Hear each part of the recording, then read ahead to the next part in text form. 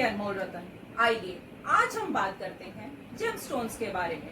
हम कौन सा रतन धारण करें, किस दिन धारण करें, कौन सी उंगली में धारण करें, किस हाथ में धारण करें, हम अपनी मर्जी से धारण करें या किसी विशेषज्ञ की हमें सलाह लेनी चाहिए। आज हम रत्नों के बारे में एक एक कर बात करते हैं। सबसे पहले आप सभी को मेरा प्यार भरा नमस्कार। अब बात करते हैं रत्नों के बारे में। तो सबसे पहले मैं आपको बताना चाहूंगी, क्या हमें रतन ऐसे ही धारण कर लेने चाहिए या हमें किसी विशेषज्ञ की सलाह लेनी चाहिए। तो मैं आपको यह सलाह देना चाहूंगी कि जब भी आप रतन धारण करें तो किसी विशेषज्ञ की सलाह लेकर ही रतन धारण करें। ऐसे ही कभी भी रतन धारण नहीं करना चाहिए। अक्सर यह देखा जाता है कि हम लोग क्या होता है, किसी भी बड़ी पर्सनालिटी को लेकर बहुत ज्यादा फैसिनेट हो जाते हैं। मान लीजिए हमने करोड़पति में श्री अमिताभ बच्चन जी को देख लिया कि उन्होंने बहुत सारे रत्न धारण किए हुए हैं, तो हम भी धारण कर लेते हैं, क्या पता हम भी उनकी तरह फेमस हो जाएं। परंतु ऐसा नहीं है। तो हमें सबसे पहले विशेषज्ञ से सलाह लेनी चाहिए।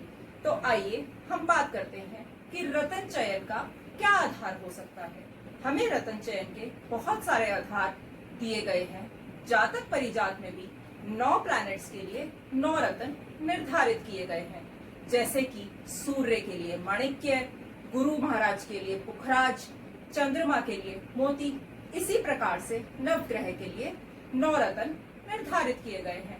अक्सर यह देखने में आता है कि जैसे मैंने आपको बताया कि हमारा जो मन किया हमने वो रत्न धारण कर लिया, परंतु रत्न चयन का भी एक पूर्ण सिद्धांत है। या तो जन्म कुंडली के आधार पर, या चंद्र कुंडली के आधार पर, सूर्य कुंडली के आधार पर, या जन्म नक्षत्र के आधार पर।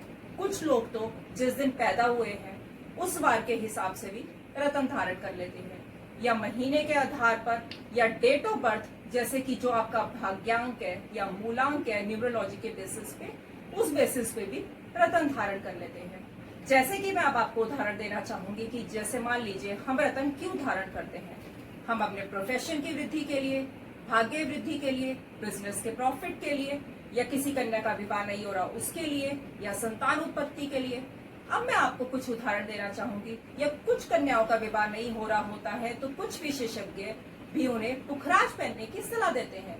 तो क्या आप जानते हैं कि अगर कोई तुला लगन की लड़की हो या मकर लगन की कन्या हो तो वह पुखराज धारण कर ले, तो मुझे यह तो पता नहीं कि उसका विवाह होगा कि नहीं होगा, लेकिन वह बीमार जरूर होने लगेगी। तो इसीलिए ऐसा नहीं है कि आप कोई भी रत्न, अगर किसी कन्या का विवाह नहीं हो रहा तो वो सीधा पुखराज धारण कर ले, ऐसा नहीं है। उससे पहले उसके लिए विशेषज्ञ से सलाह लेनी बहुत जरूरी है। मान लीजिए आपका गुरु पहले से ही एग्जॉल्टेड है, यानी कि उच्च अवस्था में है, तो यह भी संभव है कि उस कन्या का ध्यान अध्यात्म की ओर चला जाए, तो वह कन्या तो अध्यात्म की ओर चली जाएगी। तो आप उसका विवाह चाहते हैं, ना कि उसको अध्यात्म की ओर ले जाना चाहते हैं। एक और उदाहरण देना चाहूंगी। बहुत सारे लोगों को मैंने देखा है कि अक्सर वह अपना गुस्सा शांत करने के लिए मोती धारण कर लेते हैं। मानती हूँ कि मोती या पर्ल चंद्रमा का प्रतीक है या चंद्रमा का स्टोन है। चंद्रमा हमारा ज्योतिष शास्त्र में एजुकेशन का कारक है, इमोशंस का कारक है, माता का कारक है और शांति का भी प्रतीक है, क्योंकि सारे इमोशंस हमारे चंद्रमा से ही जुड़े होते हैं। पर आप खुद सोचिए, अगर कोई लगन किसी व्यक्ति का मकर लगन है या कुंभ लगन है, शनि का लगन है, तो क्या उन्हें चंद्रमा का स्टोन लाभ देगा? बिल्कुल भी नहीं देगा।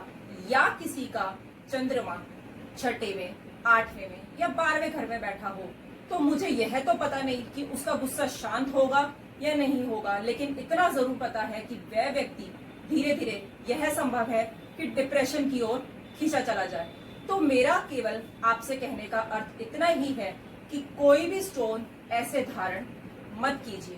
तो जैसे कि मैंने आपको बताया कि आपको अगर रत्नों का शुभ फल चाहिए, तो जैसे कि मान लीजिए आपको व्यापार में लाभ नहीं हो रहा और किसी का कन्या लगन है या मिथुन लगन है, उनका स्वामी बुध है, तो बुध ग्रह का अगर आप पन्ना धारण करें और बुध की आपके हॉरोस्कोप में पोजीशन अच्छी है, तो आपको वह शुभ फल देगा। या जिन लग्नों के लिए बुध शुभ है या बाधक नहीं है मारक नहीं है और बेनिफिक प्लैनेट है, तो अगर वह पन्ना धारण करे तो उनको, जैसे कि मकर लगन के लिए भी पन्ना भाग्येश है, तो अगर वह पन्ना रत्न धारण करे तो उनके भी भाग्य में वृद्धि होगी। एक उदाहरण मैं आपको और देना चाहूंगी।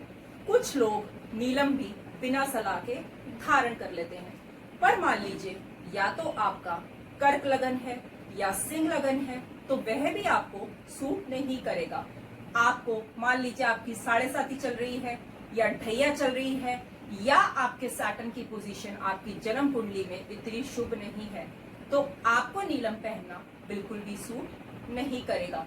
तो जब भी हम रत्नों का चयन करें तो हमें बहुत सारी चीजों का ध्यान रखना चाहिए।